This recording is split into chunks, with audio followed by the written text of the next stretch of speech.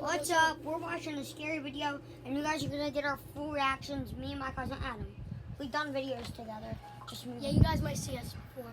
Seen it. You know, they've seen us. Yeah, you see me before. This is like You guys have seen me in a couple videos. Remember me? See this face? Yeah. like from the leaving video and Wait, stuff. see this? Oh shit. Okay. So we're staying on one bed, so if we do get scared, we're together. Okay, guys. When Snapchat was hitting a new Staying wave of away popularity from the crowd, back in 'cause you don't know. 2017, I was just one of the guys who hopped on the trend at first, but I ended up using it a lot. It was the way that everyone seemed to be connecting with each other at the time. I was able to keep in touch with friends I didn't usually get to see. Sometimes I met new people on there, and I could find out what was going on around town on any particular night just by looking at the stories people posted, which was a great tool to have when you live in a small town like Carrollton, Georgia. But honestly, 90% of the times I opened the app was just to snap my girlfriend. We were both very busy with our lives, but wanted to stay as close as we could, so we would snap each other basically all the time. It did more than save the relationship, though. I can all but say without a doubt that it saved a life. What? Years later, I still think about how crazy this Where's was the remote? and how it all I got it started. right here. What do you want, John? Turn it up. Turn it up. No, I can't. John wants to talk to you. What do you want? What, John?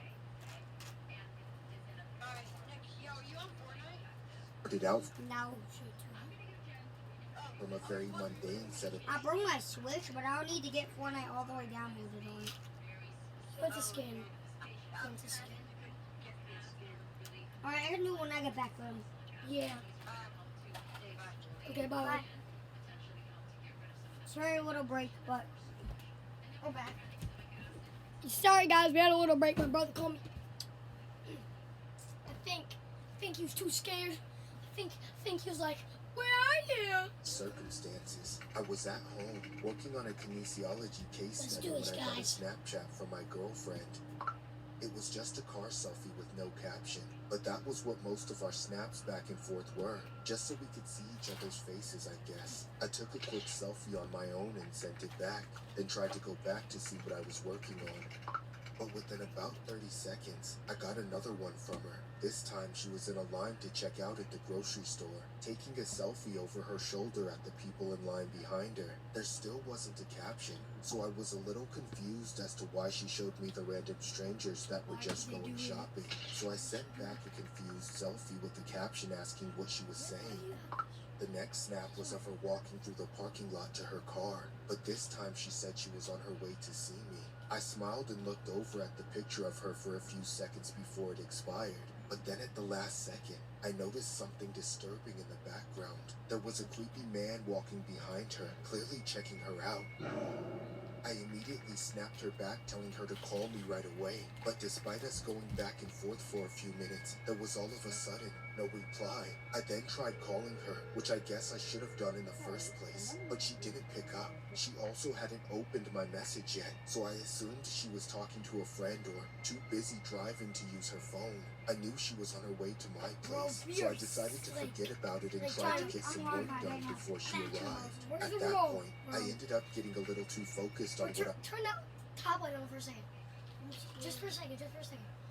Guys, we're gonna keep 2 lights on the side that we're hanging out on because we're getting a little scared. So, yeah. Go back up. We're still Yeah, watching. I'm just gonna look at something. That is not scary. See that one that says chased out? Is not scary. I watched it like 4 times. I did was not think doing, that. because before I knew it, over half an hour had gone by. And then out of nowhere, I had finally gotten a notification from my girlfriend, except she hadn't really replied to me. It was her sharing her Snap Map location with me, but the odd thing about it was that she was nowhere near my house. She was almost in Atlanta, which was at least a 45-minute drive from Carrollton. I was very confused at this point, and I had a bad feeling about it, so I replied right away, urgently asking her why she was 50 miles away in Atlanta. There was a full minute of no reply in which my anxiety started to fester. She finally replied with a Snapchat. I opened it up, unveiling one of the most disturbing, blood-curdling pictures I had ever seen in my life. It was a selfie of my girlfriend crying, with the caption of the most gut-wrenching single word I have ever read saying, "Kidnapped." That's when I began to lose my mind. I couldn't register what You was are so going scared on or right what logical thing to do next, as my stupid brain didn't think to just call the cops immediately. No, keep watching it. Keep watching. Wait. So I need to count out this again. Should we turn these on? Like when we're done though? Those ones? Yeah, should we turn those Those on? are compatible with your. Instead, I tried to keep the communication going with her over Snapchat. I begged her to tell me that she was joking, but then the next picture made my heart sink even further. She had the camera pointed to the side, showing her in the passenger This seat guy of her own lying car, behind with that her. same creep from Remember? before in the driver's seat. And the caption, I could almost hear her voice saying it from the look of fear in her eyes. It read, Don't let me die. I paced around my room in a panic, racking my brain, trying to figure out what to do. I said I was going to get help and told her to keep opening Snapchat whenever it was safe for her to do so. That way her location would keep updating. Then at last, I called the cops and told them exactly what was happening. They took it seriously, notifying all the Atlanta police departments about the kidnapping in progress. And within a few minutes, there were cops from Carrollton at my door to coordinate my information about her location with the officers that were in the right area to find her. The police ended up tracking them down to an empty parking lot behind an abandoned church in the greater Atlanta area. My girlfriend says that the way the cops swarmed in on them all at once was both awe-inspiring, but almost as scary as getting kidnapped to begin Is that with. her? The man who kidnapped her was taken into custody and thankfully denied bail until he was eventually convicted and thrown in prison to rot for a couple decades.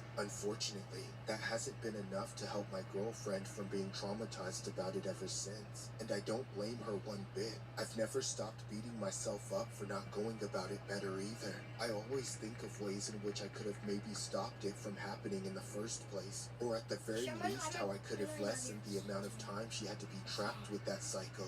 Of course, we are both very glad that the Snap Map feature exists. If it weren't for that easily accessible way to see and send the phone's GPS location, things probably would have become the worst case scenario. This story was inspired by a case that happened on September 4th of 2017. The image below is the victim in question. The animation pretty much sums up the tragic ordeal. If it hadn't been for the Snap Map feature, things could have turned left real quick. Here's a mugshot of the culprit in question. Police have since released surveillance footage of the kidnapping in the parking lot. Here's what it looked like. Wait, that's a video of what happened. In the parking lot. We're driven by questions. It's what's gotten us where we are. We are We're so still very scared much right on now. our way. Here's what it looked like. We're going into this. There he is. There she is. And she's in the green sweatshirt, and that's the guy. That's the dude. Shoulder picks her up. Shoulder picks her up. Shows her. Look, because you see that green shirt? That's on. Bro, it's true. Justin Tiger.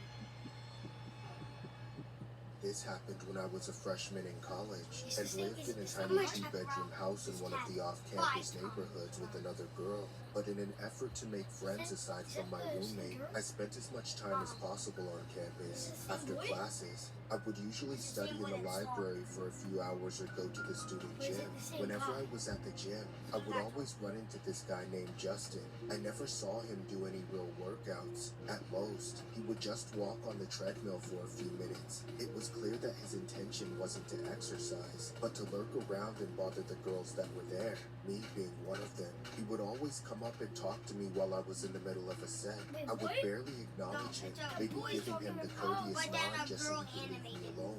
That's when Justin took it as a green light to start flirting with me, rudely disregarding my workout. I would try to avoid him, but it was clear he never got the message. Unfortunately, Keep going. No, wait, I need a second. during those early That's my mama. days of college, I was in a vulnerable spot. Moving away from home and going to school made me feel shy, so I didn't have the guts to tell him to straight up screw off like I wanted to. Eventually, over time, we started to form this weird friendship of some sort after he asked me for my Snapchat a bunch of times. I caved and gave it to him. From then, we would snap each other occasionally, but obviously he was a lot more active. Or what if they're under our beds right now? the conversation than I was. I wanted him to They don't lose say I'm interest and leave and me they go alone, further here. but for some reason I felt compelled to consider him a friend since I lacked having any. But this would all come back to bite me when I started randomly running into Justin more often. We never made plans to hang out, but he had the tendency to just pop up wherever I went around campus. I avoided him when I could, but he was often able to corner me into unwanted conversations where he would habitually ask to walk me home. I always found some way to decline. There was no way I wanted him to know where I lived. However, by the time I started to realize how creepy Justin was, it was already getting to be too late. One night, at around 2 in the morning, I was woken up by a notification. I would usually sleep through that, but I was having trouble sleeping that night because of all the stress from Justin low-key stalking me, so I rolled over to check it out. To my severe disappointment, it was a Snapchat from Justin. I should have left it on delivered for that night, but in a momentary lapse of thinking, I opened it. I was shocked. It was a picture of him standing in the bathroom mirror with nothing but a towel, and he was soliciting me with his caption saying, "Send a nude?" I was so disgusted that I couldn't stomach replying to it, so I left it on red and went back to sleep. A few minutes later, Justin sent me another Snapchat. At this point, I was curious to see how deep he would dig himself into this hole, and what I saw was somehow more disturbing than the mirror picture. It was a selfie of him with tears running down his face. He was actually crying this time. This was more disturbing coming from an adult. The caption read, "Why are you leaving me on red?" I felt embarrassed just for thinking we could be friends, and I was losing my patience. So despite the fact he'd already crossed several lines, I gave him the grace of texting. Please leave me alone. I sent the message and rolled over to sleep.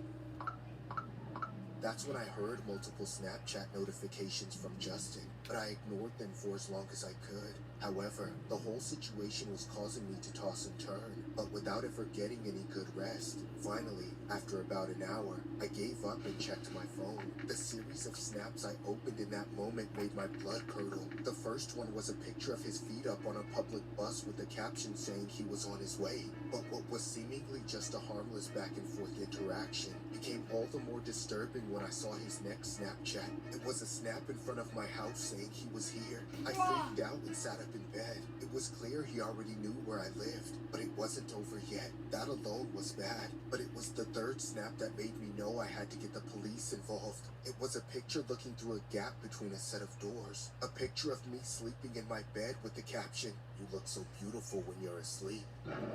In a heartbeat, I sprang out of bed and sprinted out of the room. Right as Justin burst from my closet and started chasing after me, he nearly got me, but I was able to get to the bathroom down the hall and lock the door behind me. A second later, he was banging on the door repeatedly. All I could do was threaten to call the cops, but it seemed like he wasn't going to leave until I surrendered myself. I collapsed with my back pressed against the door as I sat on the bathroom floor, wailing under my breath. I actually couldn't call the cops. I ran out of my room so fast that I left the phone on my bed. Luckily, my roommate just so happened to be in the other room. She had awoken to the chaos and got up to lock her door and call the police for me. About 10 very tense minutes later, the cops showed up. Justin didn't try to run. He folded and let them take him away, sobbing like a big baby the whole time. Afterwards, I had the conversation with my roommate about how he was able to find out where I lived. The very first thing she asked me was if I left my Snap Map on. I immediately had the biggest facepalm moment of my life, because that's exactly what it was. The Snap Map was a new feature back then, and I wasn't thinking much about it until that moment. However,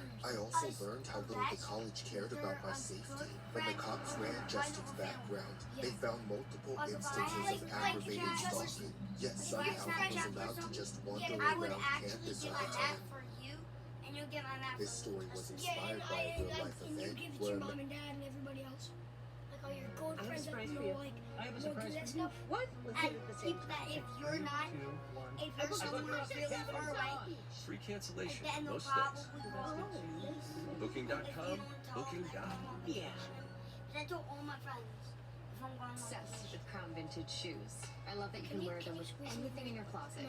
Seriously, with a flowy dress, or denim, dressed up, or dressed down. Crown Vintage. What? Just be someone like a real-life event where a male suspect would use the Snap Map feature to locate and trace the movements of a female who he had grown an obsession with. When the female started to realize the more random and frequent bump-ins with the male, she knew something was wrong and immediately reached out to law enforcement. The male has since been given a restraining order. The person who submitted the story has attached screenshots of the alleged Snapchats.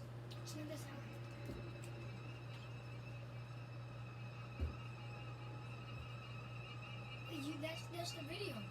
That's like the actual picture. Guys, you're terrified. Wait, guys, let me check how many. 3. This is the last one, guys. Yeah, this is the last one.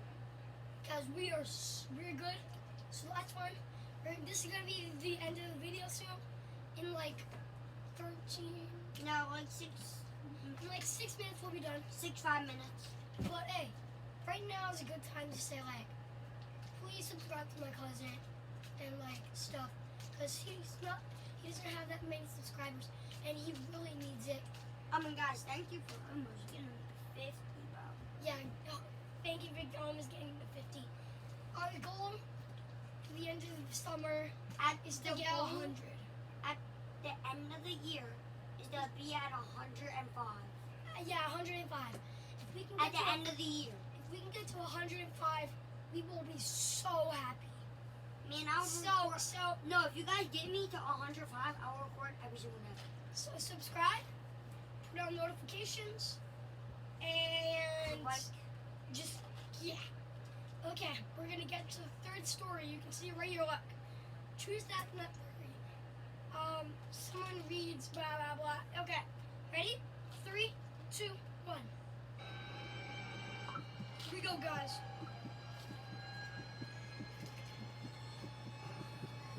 When I We are was in my last terrified. year of elementary school, that's when Snapchat started becoming super popular. And it's supposed to get scarier and scarier every time. so, This is supposed to be the scariest one, guys. Scariest one, guys. Pretty much everyone had a Snapchat and was using it all the time. The teachers always acted horrified by us being on our phones so much, but we all thought it was just a cool, fun new thing to play with and didn't see the harm in it. I remember when I used to use Snapchat back and forth with this Why's guy your named bear Richard. He was one of those random people that could just pop up on the app and add you as a friend.